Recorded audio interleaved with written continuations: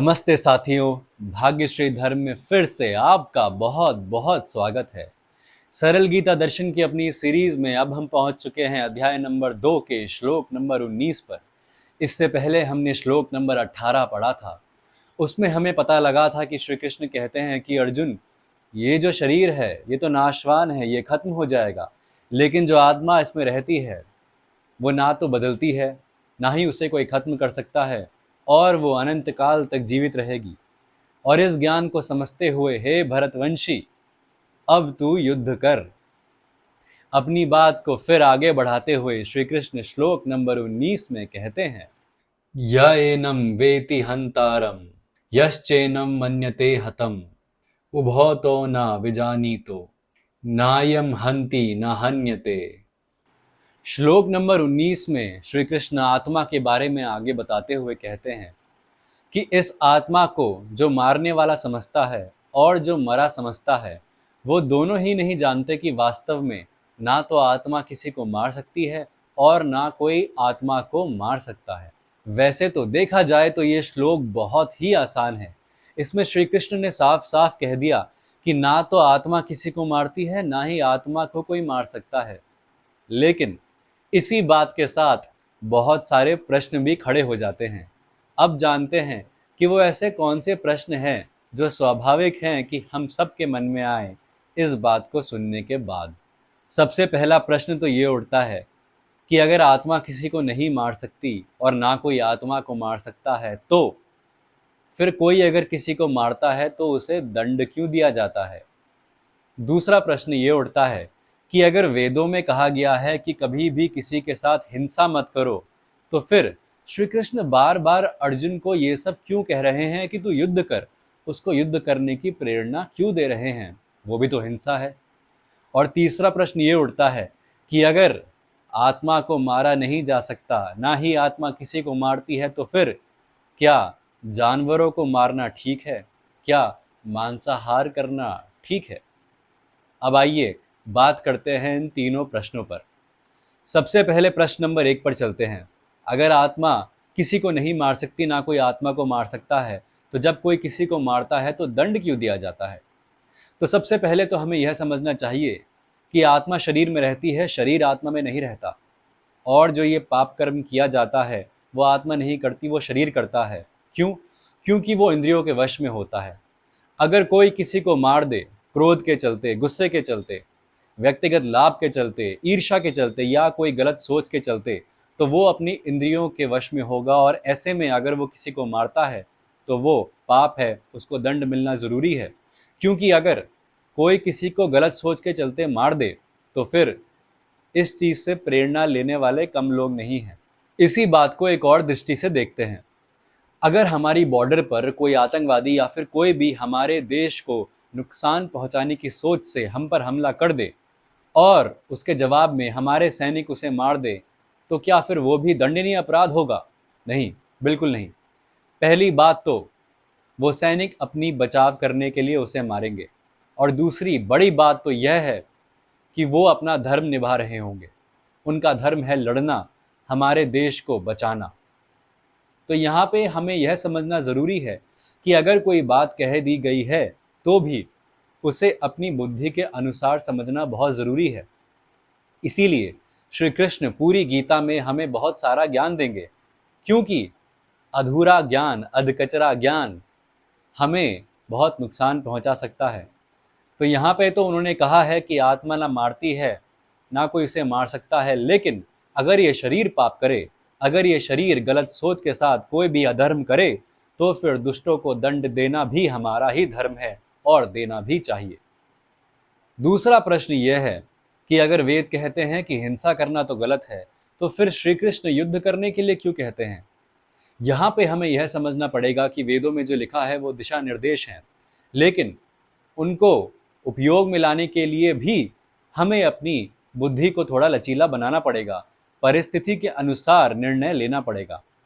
अगर कोई हिंसा कर रहा है, अगर कोई दुराचार कर रहा है, अगर कोई अत्याचार कर रहा है और हम उसका जवाब ना दें, उसे ना रोकें और ये सोच लें कि जो करेगा भगवान करेगा, हम कुछ नहीं करेंगे, और ये मान लें कि वेदों में तो कहा है कि हिंसा मत करो, और ऐसे में अपनी पीठ दिखा के उस अत्याचारी को और ज़्यादा मजबूत बना दे, तो फिर आप बताइए ये कितनी व्यवहारिक बात होगी।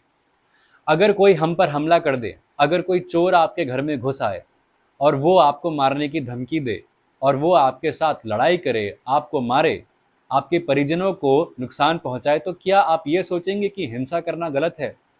अरे भाई, तुम ले जाओ जो ले जाना है, मैं हिंसा नहीं करूंगा। मैं तो अपना बचाव करने के लिए भी हिंसा नहीं करता, क्योंकि वेदों में कुछ लिख दिया गया था जो मैं बहुत जोर से मानता हूं। अब आप बताइए ये कितना व्यवहारिक निर्णय होगा। हम जानते हैं कि कभी कभी शांति स्थापित करने के लिए भी युद्ध लड़ना पड़ता है, चाहे वो फिर किसी इंसान से हो जो बुरी नीयत से हम पर हमला कर रहा है या कोई गलत कार्य कर रहा है, या फिर वो युद्ध हमारा अपने आप से हो, हमारी इंद्रियों से हो, हमारे अंदर जड़ हो चुकी भौतिकता से हो। हमें युद्ध तो लड़ना पड़ेगा, हिंसा करनी पड़ेगी। ये वो हिंसा नहीं जिस हिंसा से हम किसी को यूं ही मार दे, हम किसी के घर जाके यूं ही नुकसान पहुंचा दे, उससे किसी देश पर यूं ही हमला कर दे। ना हम ऐसे हैं, ना भारत देश ऐसा है। लेकिन अगर कोई हम पर हमला करेगा, हमारे धर्म को नष्ट करने की कोशिश करेगा, हमारे जीवन को नष्ट करने की कोशिश करेगा, तो फिर उस पे हमला करना, उस पर जवाबी हमला करना हमारे लिए बहुत ज़्यादा ज़रूरी है, और ये धर्म के जीवित रहने के लिए बहुत निर्णायक है। तीसरा सवाल यहाँ पे यह आता है कि अगर आत्मा को नहीं मारा जा सकता और ना ही आत्मा किसी को मार सकती है, तो फिर क्या जानवरों को मारा जाए, क्या मांसाहार किया जाए?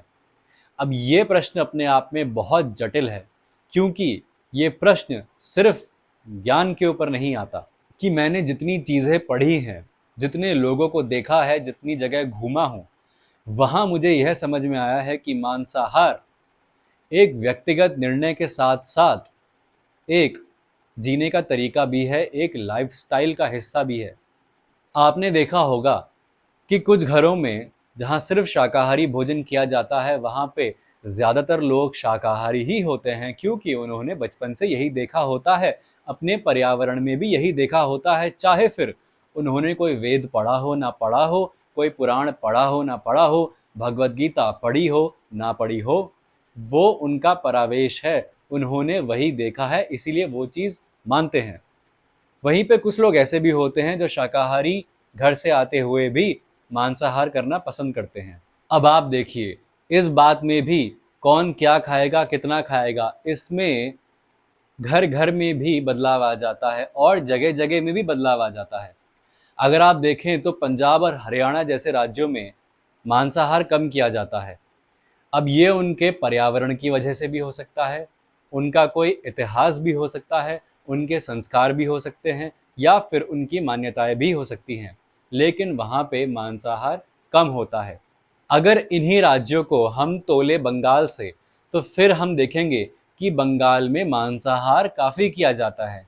वहाँ पे तो दुर्गा पूजा में भी मांस के बहुत अच्छे अच्छे व्यंजन बनते हैं, क्योंकि वो लोग मानते हैं कि दुर्गा माता उनकी बेटी की तरह है, जो नवरात्रों में उनके घर आती है। तो फिर वो जितना हो सके अच्छे अच्छे व्यंजन बनाते हैं, जिसमें मांस एक महत्वपूर्ण अंग होता है।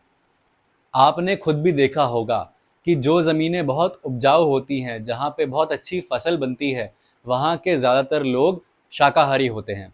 लेकिन जहाँ पे बहुत ठंड होती है या फिर वहाँ पे फसलें अच्छे से नहीं उग पाती, वहाँ पे मांसाहार भी काफ़ी अच्छी मात्रा में किया जाता है। जैसे पंजाब, हरियाणा, उत्तर प्रदेश, यहाँ पर फसलें बहुत अच्छी होती हैं, यहाँ पर इसी वजह से शाकाहार ज़्यादा है। और हमारे जो पहाड़ी राज्य हैं, वहाँ पर फसलें नहीं हो पाती और वहाँ पे ठंड भी बहुत होती है, इस वजह से वहाँ पे मांसाहार किया जाता है जीवित रहने के लिए। ऐसे ही दुनिया में कितनी तरह के खाने के अलग अलग तरीके भी हैं। अब आपने वीगन डाइट के बारे में सुना होगा, जहाँ पे जो वीगन्स होते हैं वो सिर्फ शाकाहार खाते हैं और उसमें वो डेयरी को भी नहीं लेते। दूध, दही, घी, इनको भी वो अलग कर देते हैं। वो मानते हैं ये भी एक जानवर से निकला है, इसमें भी मांस से ही आया है, ये इसमें भी मांस के अंग हैं, इस वजह से हम ये नहीं खाएंगे। वहीं दूसरी ओर कुछ ऐसे लोग भी होते हैं जो कार्निवोर डाइट लेते हैं। कार्निवोर डाइट मतलब एक ऐसी डाइट जिसमें सिर्फ मांस ही खाया जाता है, अंडे, चिकन, मटन या कोई और भी गोश्त, पूरे दिन भर यही खाया जाता है। स्वस्थ वीगन भी कई सारे लोग रहते हैं, अस्वस्थ वो भी लोग रहते हैं। स्वस्थ कार्निवोर डाइट वाले भी कई सारे लोग रहते हैं, अस्वस्थ वो भी रहते हैं। यहाँ तक कि जो वैज्ञानिक हैं, जो डॉक्टर्स हैं, उनके बीच में भी मतभेद है इस बारे को लेके कि कुछ डॉक्टर बोलते हैं कि शाकाहारी भोजन कीजिए, फाइबर मिलेगा आपको, आपको विटामिन्स मिलेंगे जो आपकी शरीर के लिए बहुत अच्छा है। कुछ डॉक्टर ऐसे भी हैं जो ये कहते हैं कि जो शाकाहारी खाना है वो आपके शरीर को खराब कर रहा है। जी हाँ, ऐसे भी डॉक्टर्स हैं। और इसी तरह अगर आप आयुर्वेद को भी देखेंगे तो उसमें शाकाहारी भोजन को सर्वोत्तम बताया गया है, लेकिन फिर भी मांसाहारी भोजन को पूरी तरह मना नहीं किया गया है। यह निर्णय आप पर छोड़ दिया गया है। मैंने अपने जीवन में मांसाहारियों को शाकाहारी बनते देखा है, शाकाहारियों को भी मांसाहारी बनते देखा है, और ये सब कई सारी चीज़ों पर निर्भर करता है। ये निर्णय कई सारी बातों पर निर्भर करता है कि आप कहाँ हैं, किन लोगों के बीच रहते हैं, क्या सुनते हैं, क्या जानते हैं, क्या मानते हैं। इसीलिए अगर हम भगवत गीता पढ़ेंगे पूरी की पूरी, तब जाके खाने को लेकर जो हमारा निर्णय है वो ज़्यादा अच्छे से हम मजबूत कर पाएंगे। ये आपका व्यक्तिगत निर्णय है। आगे चलकर श्री कृष्ण जो आत्मा के बारे में बताएंगे, उससे आप अपने इस व्यक्तिगत निर्णय को और सही से समझ पाएंगे कि आपको शाकाहारी बनना है या फिर आपको मांसाहारी बनना है। ये सब आपके ऊपर है। जो ज्ञान आपको मिलने वाला है उसके अनुसार आप निर्णय ले लीजिएगा। तो इसी बात पे ये वीडियो ख़त्म करते हैं। हम आशा करते हैं कि आपके कई सारे प्रश्नों का उत्तर आपको मिल गया होगा, लेकिन फिर भी अगर आपके कोई भी प्रश्न बचते हैं तो इस वीडियो में कमेंट करके हमसे पूछिए। आपके सवालों का जवाब देना भी हमारा धर्म है और हम ये धर्म निभाते रहेंगे। तो दोस्तों, अपना ध्यान रखिए। आत्मा के बारे में आप काफ़ी कुछ जान चुके हैं। इस ज्ञान को अपने दोस्तों के साथ भी साझा कीजिए, अपने परिवार के साथ भी साझा कीजिए और युद्ध भी कीजिए अपने अंदर की नेगेटिविटी के साथ, मतलब अपने अंदर की नकारात्मकता के साथ। दोस्तों, धन्यवाद आपका हमारे साथ जुड़े रहने के लिए, और भगवद गीता को अपने जीवन में बदलाव लाने दीजिए। धन्यवाद।